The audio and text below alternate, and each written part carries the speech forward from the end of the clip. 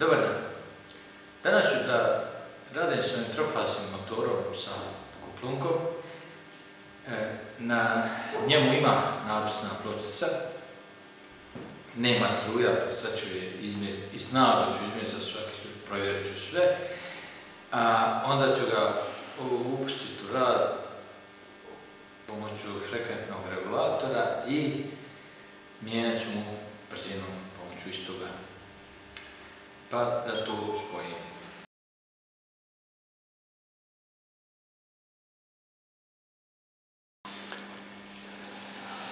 Zefir, trofazni motor, broj tamo vamo, 50 Hz.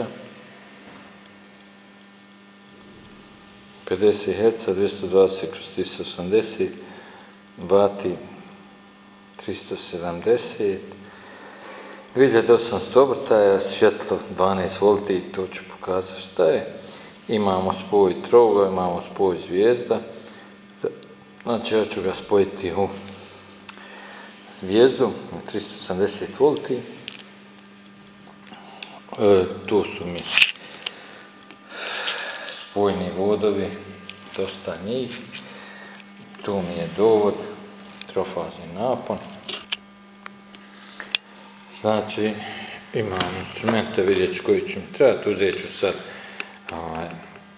ovaj analogni voltmetar i analogni vatmetar. Vjerojatno ću sastaviti uzeti ovaj digitalni instrument. I to je to, da počnem da radim. U stvari da kažem još nešto o motoru. Motoru je polomljen klembert, znači nema priključne ploče, odnosno slomljena je ovdje, fali jedan i ovdje izvod, ovdje je izveden, pa ćemo to riješiti, možda nekad napravimo. Motor ima kuplung, znači kvačilo i kojom se uključuje i isključuje njegov rad, odnosno mašina radilica se uključuje i isključuje. Pa ćemo to da sad spojimo. Počet ću da spajam, znači mjerit ću snagu samo u jednoj fazi, onda ću pomnožiti sa 3, dobit ću trofaznu, nadam se, vidjet ćemo hoće li biti odgovarajuća napisnoj pločici, snazi na napisnoj pločici, znači sa ampermetra na vatmetar i sa vatmetra na motor. I to je to. Ove druge dvije faze s motora ću dovesti direktno.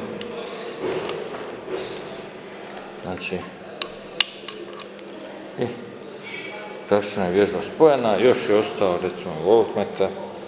Voltmetar spajam ovdje i ovdje i još trebam spojiti samo nulu. Znači, bit će mi monofazni napon.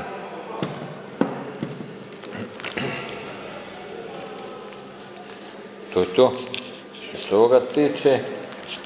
Sad ću to da pustim pod napon. Pripisao sam ove podatke koji postoje na pločici, u stvari svi postoje osim struje, pa ću sad da izmjerim, da vidim šta ćemo dobiti mjerenjem. Uključit ću osigurače.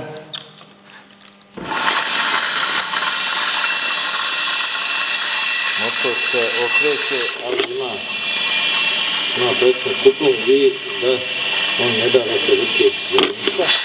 Znači, kada se podigne, vidite da se okreće, ne znam koliko se vidi, koliko se čuje u stvari. Evo vidite da se zaustavlja, znači, kuplungom.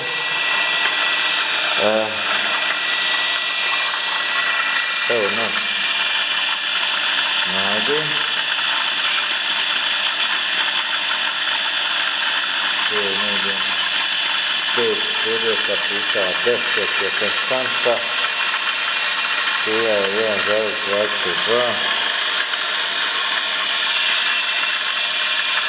1,22 ampera. napon je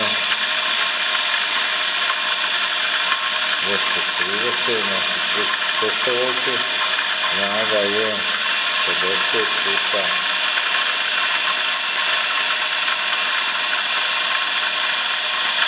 3, znači 150. Da, i ostala je još brzina.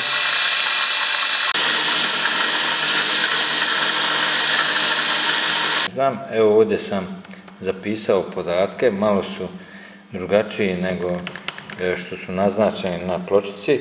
Znači 2980 je brzina, što je samo 20 optaja manje od sinhrone, pa malo neobično, ali a snaga je čak samo 150 W. Inače tu već malo već ćemo sad kad stavim frekventni regulator šta će da bude.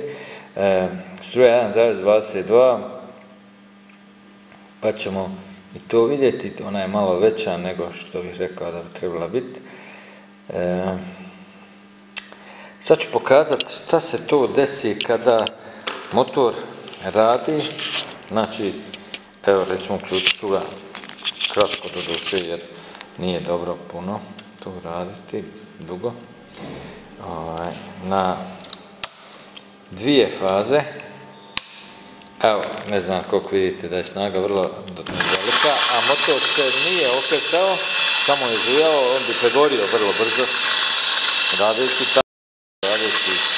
Ležajevi su vjerovatno vrlo loši, zuji, zvrči baš. Šta se desi kada isključim recimo jednu fazu? On zuji, a snaga mu je porasla, ne znam koliko se vidi, čak na 300. Evo uključuje, promijeni se zvuk, jer malo promijeni, bude normalniji, bolji zvuk. Uključit ću ga. Sad ću to probati podesiti ovaj motor na regulator frekvencije. Vidim baš da će biti na koje vrijednosti da ga podesim. Prije sam ga podešavao na ove vrijednosti sa pločice i ne znam struju koju sam dao, mislim da je 0,8 ili 1 amper. Sad smo dobili 1,2, a vidjet ćemo šta će da bude. I ići ćemo da podesimo ove vrijednosti motora sa kuplungom. Na program 81 je frekvencija. Frekvencija je 50 Hz i evo, 50 Hz to je podešena. Kod nas je 50 Hz, prema tome to ćemo potvrditi. Na 82 je brzina. Sad imam podatke sa pločice, imam podatke koje sam izmjerio. Pa evo prvo ćemo uraditi izmjere. Znači podesit ću brzinu koju sam dobio mjerenjem, odnosno izmjerio na instrumentu. To je 2980, što je stvarno velika brzina, s obzirom da je sinhrona 3000. Zanimljivo, na pločici je bilo 2800, što opet to je 2980, potvrdit ću i dobijam na 83. programu struju, struja 1,22, na pločici zanimljivo nije ni pisala struja, što je stvarno zanimljivo, ali to je rijetkost. Potvrđujem ovu struju, idem na 84, tu mi je napon, sada je napon 400 volti,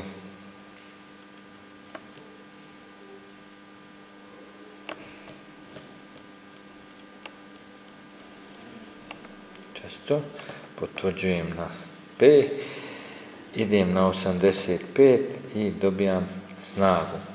Ovdje sam dobio snagu 150, a na pločici je 370 W. Više je od duplo. Evo stavit ćemo, ajde ovo sve stavljam smjerenja i potvrđujem. Vraćam se na nulti program i uključujem motor. motor treba držati da ne bi krenuo jer nije trenutno, nije fiksiran. Pa malo, evo ga, osjeti se, veoma dobro radi, fino se vrti i ovdje sada mijenjam njegovu frekvenciju, to po zvuku se osjeti da se zaustavlja, odnosno da mu opada brzina.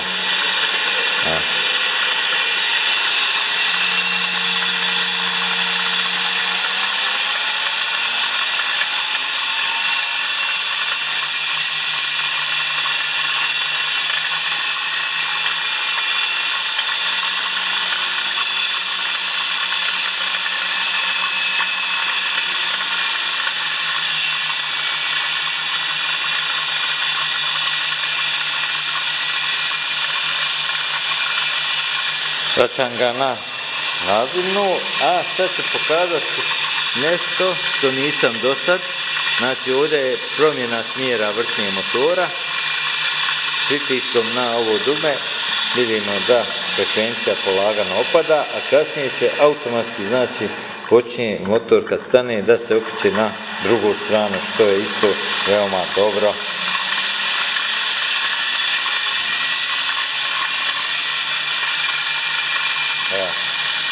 Zaletio se i sada, evo mogu ponovo da, evo sad na koju stranu se vrti, ovamo se vrti, ovamo, pritiskom na ovo dugme, frekvencija se smanjuje, motor staje do nule, kad stane, tada će da krene u drugu stranu, do normalne brzine. Motor isključujem na pritiskom na dugme 0.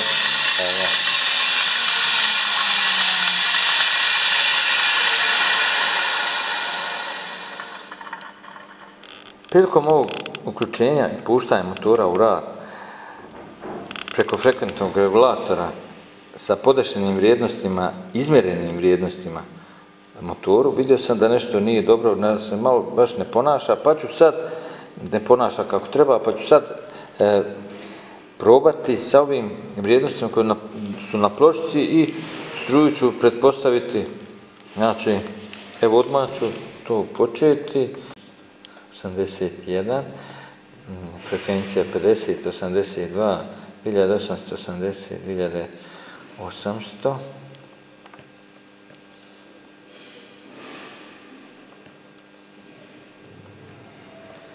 potvrđujem, struja 1.2, evo uzet ću da je struja 1.9 ili 0.9, napon 400, uzet ćemo da je malo manji, 300, evo 88,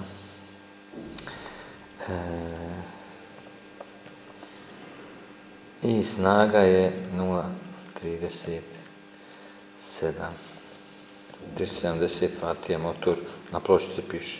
Te ću uzeti vrijednosti, vratit ću se na nulti program i uključit ću motor sada.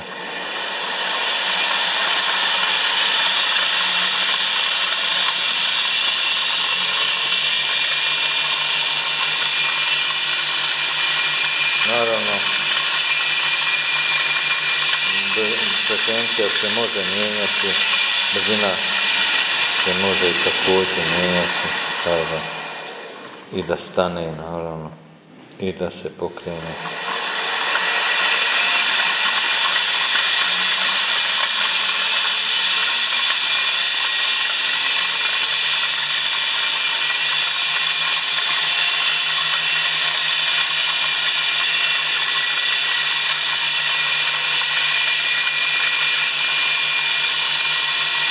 Promjena brzine, znači još jedno, znači ovdje, promjena brzine, motor staje i kreće u drugu stranu.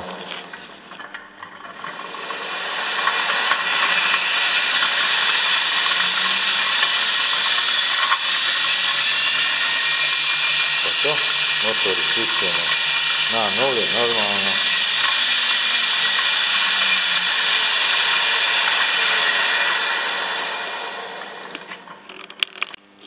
Evo da kažem, prilikom ovoga uključenja sa ovim vrijednostima uopšte se nije čulo škljocanje releja i zaštite u samom frekventnom regulatoru, što je naznaka da su ovo prave vrijednosti, a ne one izmjerene. Vjerovatno nekim instrument nije dobar, nešto možda najviše sumnjam na mjerenje snage, jer je ona baš malo specifična, a s onim digitalnim ne mogu da mjerim snagu, jer oni ne mogu mjeriti ovu snagu. To bi bilo sve. Doviđenja.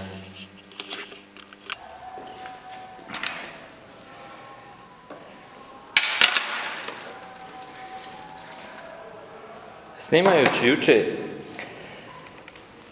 ovaj motor sa kuplungom i mjereći snagu, vidio sam da nešto nije baš dobro, stvar nije nikako dobro, jer mi se snaga mijenja, pa sam to mislio sad da ponovim, pa vidjet ću da li u Aronovom spoju da izmjerim trofaznu snagu. Evo imam i ovaj pogonski vatmetar za Aronov spoj, znači ima 7 priključnica, a evo dobio sam i ovaj novi vatmetar, ali nisam s njim do sad radio, ima 5 priključnica. Da li je ovdje sada 3 faze, ovdje samo strujni, ne znam, on je univerzalan, može mjeriti i ampere, odnosno struju i napon. Pa vidjet ću kad budem imao vremena da to snimim. Ovdje idu 2 baterije od 9 V, jedan potpuno novi instrument s kojim nisam radio, sam znao ni da ga proizvodi ova firma, vrlo je lijepo izgleda, potpuno je nov, nema ama baš nikakvih oštećenja, vidi se da nije ni rađeno. Ovo je vjerojatno original njegova, ove dvije nisu, jer je ovo nekada ove što su malo deblji,